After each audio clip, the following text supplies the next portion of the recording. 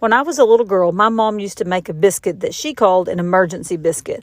And I thought that they were called emergency biscuits because you really needed a biscuit bad. And I have experienced an emergency craving for biscuit many times in my life. And as I grew up and got older, I thought the emergency biscuit part meant that you just didn't have time to go to the store, which was 10 miles away, and get all the ingredients that you needed to make biscuits. As I got even older, I decided it had something to do with the amount of butter and milk that you needed to actually make homemade buttermilk biscuits. But it turns out that emergency biscuits were just a way for women to be able to make biscuits quickly. And the recipe first appeared in 1894 in a cookbook from the Boston School of Cooking, which printed in their cookbook in no uncertain terms that a woman's cooking could be judged solely on her biscuits. The copy of the recipe that I'm showing you tonight came from a recipe book called The New Delineator, which was printed in 1929, and the editor was a lady named Marie Maloney. Miss Maloney was a very interesting woman.